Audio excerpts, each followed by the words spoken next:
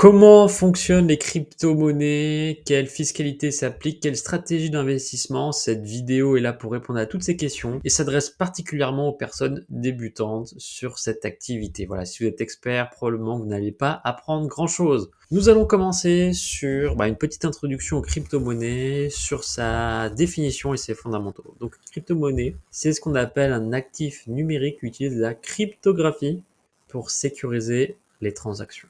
C'est lié donc à la blockchain, le concept de la blockchain qui est un registre distribué et immuable, et ce qu'on appelle également la décentralisation, qui va être un terme très utilisé, ça veut dire qu'il y a une absence d'autorité centrale de contrôle. Maintenant, on va regarder les chiffres clés. Donc, c'est un marché qui est en forte explosion. Il y a énormément de traders, d'investisseurs, des gens qui ont réussi, des gens qui ont perdu de l'argent. C'est quand même un investissement relativement risqué, mais qui peut aussi rapporter. Je ne fais pas de conseil en investissement. Donc les chiffres clés, la capitalisation totale mondiale est plus de 2000 milliards. Il existe plus de 10 000 crypto-monnaies, sachant qu'en fait le top 20 représente plus de 95% de la valorisation. Et il y a une adoption croissante, plus de 300 millions d'utilisateurs à travers le monde, sachant qu'il y a plus de 6 milliards d'habitants, donc il reste encore du monde à recruter, à convaincre de rejoindre cette tendance, cette révolution. Maintenant, c'est une révolution technologique qui transforme le système financier traditionnel, qui fait peur aux banques de détail historiques et qui justement essaie de prendre la révolution en marche. Donc voilà, ça génère de nombreuses innovations, ça a beaucoup d'implications concrètes sur la vie des entreprises et des particuliers. Et puis ça démocratise aussi l'accès à des services financiers à des personnes qui n'étaient pas éligibles aux services bancaires traditionnels. Ensuite, listons les principales crypto-monnaies qui doivent vous être toutes familières, j'imagine. Donc le Bitcoin, c'est la première valorisation et de loin, c'est une réserve de valeur avant tout. Ça peut être également utilisé pour certains paiements. Alors ça a des avantages, c'est la crypto la plus utilisée, qui est quand même relativement sécurisée. Mais un de ses défis, c'est la consommation énergétique. Ensuite, il y a le Ethereum, qui est la deuxième crypto-monnaie en valorisation, plus de 500 milliards de dollars. C'est utilisé alors notamment pour les smart contracts. Donc en fait, ça, c'est des contrats qui vont s'exécuter automatiquement lorsque les conditions sont remplies. C'est automatisé par un tiers de confiance. Et également ce qu'on appelle le DApps. Alors ça, ce sont des applications décentralisées et qui ne sont pas contrôlées par une autorité centrale. En fait, ce qu'il faut savoir, c'est que chacune de ces crypto-monnaies a une utilisation spécifique. Elles ne font pas tous la même chose, elles n'ont pas tous les mêmes objectifs, elles n'ont pas toutes la même technologie. Ensuite, il existe également le Binance Coin qui est créé par Binance, qui est la plateforme d'échange la plus connue à travers le monde. Alors, elle est contrôlée par eux. Et puis ensuite, il existe d'autres crypto-monnaies, par exemple typiquement Cardano et Solana, qui sont également d'autres coins très connus, très tradés, très achetés. Voilà, donc c'est important de les connaître et de connaître leur fonctionnement. Maintenant, regardons les motivations d'investissement derrière l'achat d'une crypto-monnaie. Alors, en premier lieu, ça va être le ROI exceptionnel. Je dirais, si on prend le Bitcoin depuis sa création, c'est une moyenne de plus de 200% annuel. Donc ça, c'est du jamais vu. Il n'y a pas d'autres classes d'actifs qui font, à ma connaissance, aussi bien. Attention, parce qu'il y a quand même eu des années où c'était en baisse, des mois aussi, donc n'y allez pas corps et âme sans réfléchir. Encore une fois, je ne fais pas de conseil d'investissement. Pareil, l'Ethereum, c'est plus de 100% annuel, plus 500% sur 5 ans. Ça connaît une croissance extraordinaire et évidemment, il y a eu de nombreuses personnes qui ont réussi financièrement. Donc ces crypto-monnaies, notamment les principales, c'est une protection contre l'inflation parce qu'on sait qu'il y a beaucoup d'inflation, notamment depuis la guerre en Ukraine, qui viennent du coup impacter votre pouvoir d'achat. Par exemple, avec l'inflation, si vous avez 1 million d'euros sur votre compte, que vous laissez sur votre compte pendant 5 ans sans investir cet argent, finalement, votre pouvoir d'achat va baisser chaque année à hauteur du montant de l'inflation. Ensuite, il y a une relative faible corrélation entre les actifs traditionnels, c'est-à-dire entre la bourse, par exemple, les obligations et les cryptos, même s'il y a un lien qui existe, il est vrai, mais la corrélation est faible. Et enfin, ça permet de contrer l'action des banques centrales. Il y a beaucoup de personnes qui croient à la fin de la finance traditionnelle, au déclin des politiques monétaires par les banques centrales. Donc, c'est une possibilité de jouer en tout cas cette stratégie. Et enfin, ça sous-entend et ça va dans la direction de beaucoup d'innovations technologiques qu'on appelle le Web 3. Donc ça, c'est le web décentralisé qui est basé sur la technologie des chaînes de blocs qu'on appelle le blockchain en anglais. Également le métaverse. Et puis surtout, c'est lié à ce qu'on appelle le DeFi, donc la finance décentralisée, avec l'adoption de ce qu'on appelle les NFT, donc c'est des non-fungible tokens, qui sont des jetons numériques, qui sont suivis, stockés et identifiés selon un protocole.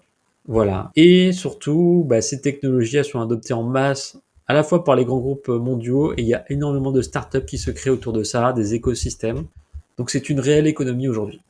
Regardons maintenant un petit peu les risques. Tout d'abord, c'est un marché très volatile. C'est-à-dire qu'il peut y avoir des hausses et des baisses de manière très importante. Même sur le Bitcoin, il peut y avoir des hausses de plusieurs pourcents sur une seule et même journée et même plus sur des coins moins connus. Il peut y avoir des cycles haussiers et baissiers très marqués et même beaucoup plus volatile que le marché action. Il peut également y avoir des manipulations de marché. Alors ça, c'est vrai pour les grosses coins, mais encore plus vrai pour les coins les plus petites avec moins de valorisation. Donc soyez très prudents. Il existe des monnaies, des cryptos qui sont créées uniquement pour essayer d'attraper un peu des investisseurs crédules. Donc soyez vigilants. Et puis la liquidité des monnaies est quand même relativement variable. Sur le top 50, même jusqu'à 100, en général, on trouve des acheteurs, mais au-delà, ça peut parfois être un peu plus compliqué. Attention, attention, sur la partie technologique, il peut y avoir de nombreuses failles de sécurité, des risques de vol, notamment de vos clés de sécurité. C'est pour ça qu'il y a plusieurs technologies qui ont été mises en place. Et du coup, dans le monde de la crypto, il faut quand même faire confiance à personne, ni même aux organisations connues ou aux plateformes d'exchange, par exemple FTX, mondialement connu, qui a fait faillite aux États-Unis avec une faillite qui a eu un impact de 16 milliards de dollars. Voilà, il peut également y avoir des erreurs de transaction. Aussi, soyez au fait du risque réglementaire. Alors jusque-là, les nations n'aimaient pas trop les crypto-monnaies, mais c'est en train d'évoluer. Alors par exemple, en Europe, c'est pas encore très glorieux l'adoption, mais c'est en cours. En tout cas, il y a une feuille de route. Aux États-Unis, depuis l'élection de Donald Trump, ils sont beaucoup plus enthousiastes et ils vont beaucoup plus accompagner, voire même investir sur ce secteur d'activité. Et dans d'autres pays en Asie, c'est vraiment pays par pays. Donc voilà, il faut prendre ce risque en considération, surtout étant donné votre lieu de résidence. Regardons maintenant quelle crypto choisir. Alors moi, j'aurais tendance à dire, si vous écoutez cette vidéo, c'est probablement que vous n'êtes pas un expert. Et mon conseil, si je peux me permettre un seul conseil, du coup, ce serait plutôt d'aller sur les cryptos les plus connus, les plus échangés, et de pas tenter de faire trop de folie. En général, on regrette. Mais derrière cette phrase, il y a quand même 3 conseils que je peux donner, 3 critères d'évaluation. Déjà, ça va être la technologie. Donc, quelle est l'architecture de la blockchain dans laquelle vous allez investir? On l'a vu préalablement, il y a plusieurs technologies différentes. Quelle est sa scalabilité, quelles sont ses performances et quelle est la sécurité du protocole? Alors, c'est des questions très techniques, évidemment, mais parfois, il y a des bons youtubeurs, il y a des bonnes personnes qui peuvent vous aider à comprendre tout ça. Ensuite, regardez l'équipe. Quel est le background des fondateurs? Est-ce que ce sont des gens qui sont là pour chercher le profit? Est-ce que c'est des gens qui sont animés par la technologie? Est-ce que ce sont des gens qui sont animés par la transparence? Est-ce que c'est leur première crypto-monnaie ou non? Ça, c'est intéressant de se renseigner sur cet aspect-là. Et puis regardez le track record, donc historique, ils ont déjà créé Dogecoin, et puis l'historique également de cette crypto-monnaie. Et ensuite, regardez le nombre de tokens créés, le nombre de tokens en réserve, le nombre de tokens gardés en main par les créateurs du coin, parce qu'ils pourraient potentiellement vous diluer du jour au lendemain, et il peut y avoir un réel risque. Voilà, donc regardez les mécanismes de gouvernance et le modèle économique. Maintenant, si vous avez décidé les cryptos dans lesquels vous souhaitez investir, on va regarder un petit peu quelles sont les principales stratégies d'investissement qui existent. Alors, tout d'abord, il y a ce qu'on appelle le Dollar Cost Average, DCA. C'est une technique, une stratégie qui existe également sur le marché action. Donc, ça consiste à investir régulièrement un montant que vous avez défini chaque mois. Ça peut être 100, 200, 300, 400 ou 500 euros. Ça va vous permettre en fait de pas chercher à faire du market timing, de pas espérer une baisse mensuelle ou une hausse future pour essayer de timer au mieux le marché qui en général on attend une baisse de marché qui n'arrive pas et du coup on rate une hausse. Par exemple, ça peut être de viser de mettre 100 euros par mois et d'allouer ce montant à 60% sur les bitcoins, 30% sur l'Ethereum et 10% sur d'autres crypto-monnaies que vous avez décidé. Il est aussi possible de faire du trading actif, donc c'est pas ce que je recommanderais pour préserver votre capital sur le long terme.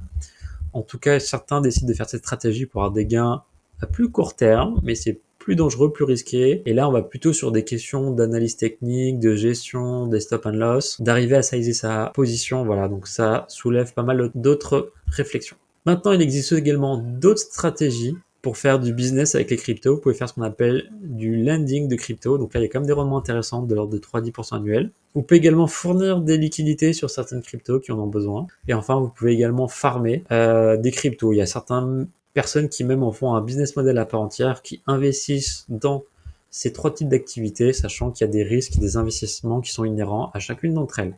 Maintenant, on va regarder le point très important qui est la sécurisation des investissements. Il existe plusieurs technologies et à vous de voir en fonction de votre aversion au risque, de votre maîtrise de la technologie et surtout du montant que vous allez investir. En premier lieu, ce qui est le plus sécurisé, c'est d'utiliser un hardware du type Ledger, Trezor, SafePal. Ça va vous permettre de ne pas garder vos cryptos directement sur la plateforme d'exchange, mais c'est vous qui allez garder les clés. Et il existe d'autres solutions comme les softwares Metatask, Trust Wallet ou encore Exodus. En général, ce qui se fait, c'est d'avoir un hot wallet pour ce qu'on appelle le trading, donc pour avoir de l'argent disponible immédiatement, et pour les coins que vous souhaitez garder sur le long terme, c'est de faire du cold storage, notamment via l'utilisation d'hardware. Regardons tout ce qui est fiscalité et conformité. Alors, on va supposer que vous êtes basé en France. C'est l'imposition, du coup, c'est la flat tax sur à la fois vos gains et éventuellement les dividendes, si jamais il y en avait potentiellement. Donc, vous êtes sujet à la flat tax de l'ordre de 30%. C'est la même fiscalité que sur les actions. Si jamais vous faites du mining, alors là, ce sont la fiscalité BNC ou BIC qui s'applique. Et enfin, si vous faites du stocking, c'est-à-dire valider les blocs, c'est considéré comme du revenu. Donc, c'est également imposé à l'impôt sur le revenu. Il faut faire une déclaration annuelle, il faut conserver vos preuves et également faire le calcul des plus-values. Et pour ce faire, vous pouvez utiliser des outils de suivi du type Coiny, CryptoTax Calculator ou encore iQuanting. Maintenant, et si vous vous intéressez toujours au sujet et que c'est important pour vous, moi ce que je vous conseille déjà c'est de continuer à vous éduquer. Cette vidéo c'est vraiment les basiques du basique pour comprendre la base. Mais déjà, essayez de comprendre la majorité des technologies, la majorité des coins. Essayez de suivre des youtubeurs qui vous semblent intéressants et surtout pas des personnes qui sont là pour vous vendre des monnaies. Attention, il y en a beaucoup de personnes qui essaient de biaiser votre attention, vos choix, parce qu'en échange, ils peuvent obtenir des faveurs ou de la rémunération. Donc voilà, restez sur vos gardes.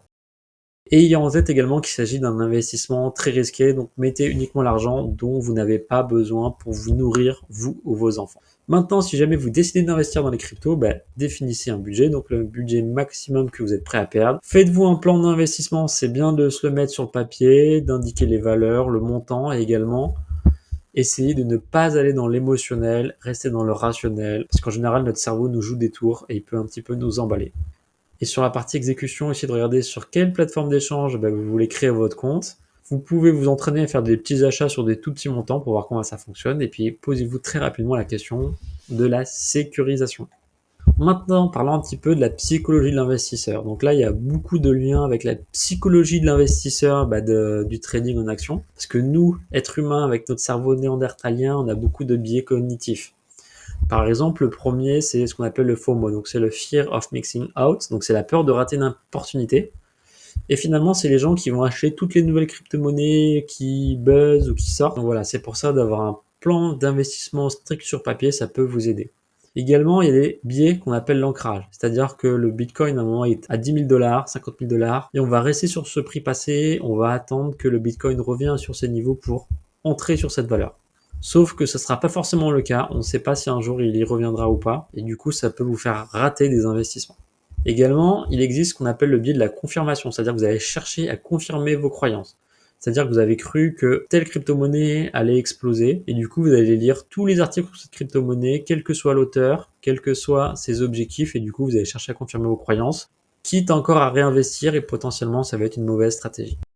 Enfin, il existe ce qu'on appelle le sunk cost, c'est-à-dire que vous allez vous accrocher à vos pertes. C'est-à-dire que vous avez acheté une crypto-monnaie qui va pas bien du tout, elle va être en décroissance, vous allez perdre de l'argent et vous pensez que potentiellement vous allez refaire, quitte à acheter moins cher pour diminuer votre point d'entrée moyen. Donc là, attention, mettez en place des stop-loss automatiques. Donc faites attention à l'euphorie, gérez votre excès de confiance, voilà, dès que vous avez des profits aussi, prenez-les, tout en prenant en considération la fiscalité, parce que dès que vous vendez, que vous avez une plus-value, évidemment, la fiscalité arrive, ne paniquez pas, à la hausse comme à la baisse. Donc mettez-vous des indicateurs si jamais vous souhaitez capituler et sortir d'une crypto. Voilà, donc ne restez pas dans la peur, que ce soit positivement ou négativement. Et moi, ce que je conseille, c'est de vous détacher, de faire de la méditation et d'avoir des règles strictes de gestion auxquelles vous allez tenir et garder sur le long terme. C'est ce qui marche en tout cas le mieux. Maintenant, pour terminer, pour résumer un petit peu ce qu'on s'est dit, donc il y a vraiment les 3 piliers les plus importants de la crypto-monnaie et de son investissement, c'est ce qu'on appelle vous forger une conviction. Après avoir eu une première phase de compréhension, ensuite, une fois que vous avez investi, c'est vraiment de rester patient et discipliné. Voilà. Je pense que le temps sera votre allié. Il y a d'autres mantras d'investisseurs. On dit également que la volatilité, donc quand c'est à la baisse, ça peut être potentiellement une opportunité. Que vous misez sur l'innovation des crypto-monnaies et que la patience, ça peut payer véritablement sur le long terme. Voilà, encore une fois, je ne fais pas de conseil d'investissement et vous faites vos propres choix. Du coup, pour me remercier d'avoir vulgarisé un petit peu les crypto-monnaies, je vous invite à vous abonner à ma chaîne. Je vais mettre quelques liens complémentaires sous la vidéo que je vous invite à consulter et n'hésitez pas à poser vos questions, remarques ou réflexions sous la vidéo, je me ferai un plaisir de la lire. Salut!